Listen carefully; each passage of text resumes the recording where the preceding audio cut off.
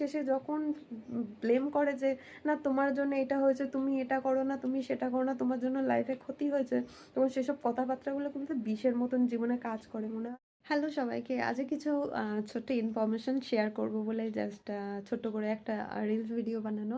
প্রথমত সবাইকে জানাই প্রচণ্ড পরিমাণে থ্যাংক ইউ, যারা আমাকে পার্সোনালি মেসেজ করেছো, ফোন করেছো, রাস্তাঘাটে দেখা হয়েছে, জিজ্ঞাসা করেছো যে হঠাৎ করে কি হলো, তুই তো কন্টিনিউ প্রত্যেকদিন একটা দুটো করে হলেও ভিডিও দিস, কেন আর দিচ্ছিস না।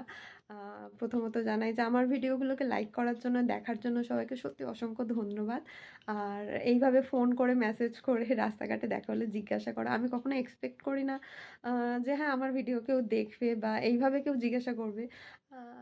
কি বলতো, লাইফে কখনো কোনো প্রবলেম থাকলে আর সেই প্রবলেমগুলো নিজের পার্সোনালি প্রবলেম হলে সেখান তো গরমে ভিডিও করতে করতে এত ঘামছি, ভাবলাম আগে চুলটা আমি বাঁধি, বাঁধার পর আমি পুরো ভিডিওটা করব।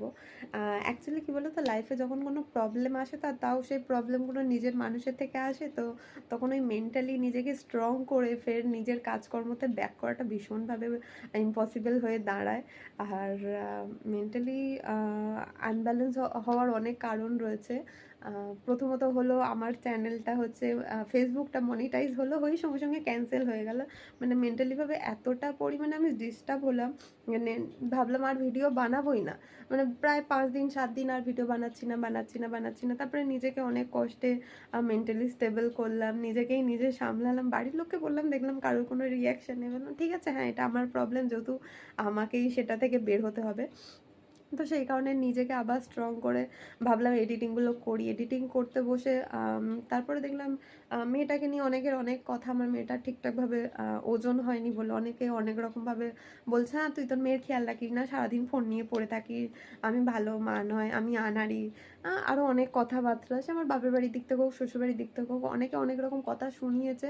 তো কিন্তু কি বলো তো, একটা মা কখনো চাইবে না তার সন্তানের ক্ষতি।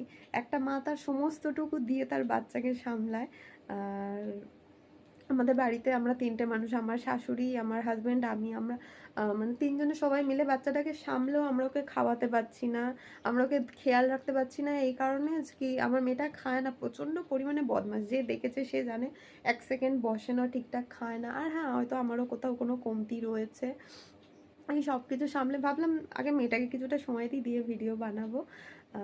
দিয়ে যখন অন্য কোনো কিছু কাজ বাজে একটু মন দিলাম, সেখান থেকে বাড়ির লোকের আপত্তি যে না করবো না। তো সেখান থেকেও আরও একটু ডিস্টার্বেন্স।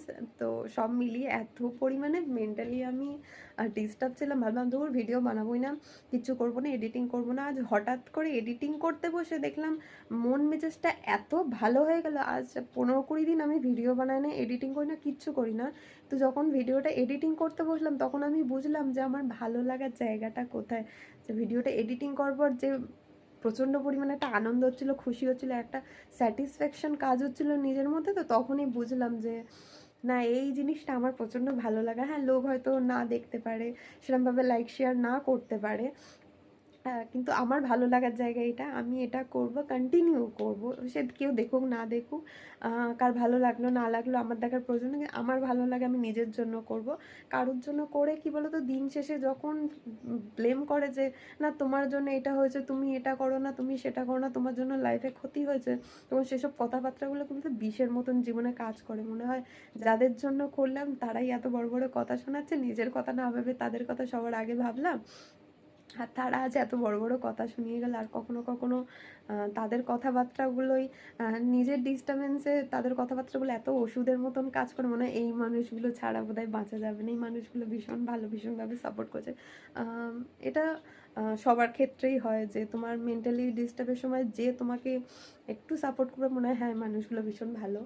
আর যখন সারাদিন পর যখন তাদের জন্য করার পর তোমাকে কিছু খারাপ কথা শোনাবে, মনে হয় না এদের থেকে খারাপ বোধহয় কেউ হয় না। তো সবার কথা ভুলে ভাবলাম নিজেরটুকুনি ভাবতে শুরু করি।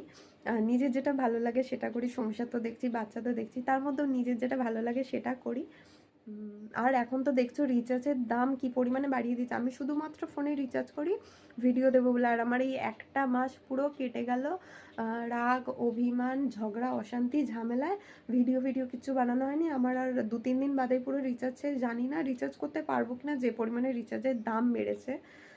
যদিও করি বা কারোর থেকে নেট ধার নিই, শুধুমাত্র আমি ইউটিউবে ভিডিও দেবো। কারণ আমি 2-3 জিবি শুধু নেট মারি ফেসবুক আর আমার ইউটিউবে ভিডিও দেওয়ার জন্য। আর এইগুলোতে ভিডিও দিতে গিয়ে আমার প্রায় 2-3 জিবি নেট কেটে নেয়। এবার সারাদিন আমার আর ফোন সেইভাবে দেখাই হয় না, যার কারণে এবারে এখন যেহেতু নেটের এত দাম বেড়ে গেছে, রিচার্জের এত দাম বেড়ে গেছে, সেই পরিমাণে হয়তো কম রিচার্জ করতে পারি, বাড়ি থেকে কম রিচার্জ করিয়ে দিতে পারে, অথবা রিচার্জ নাও করাতে পারি, কারোর থেকে ধার নিয়ে করবো হয়তো।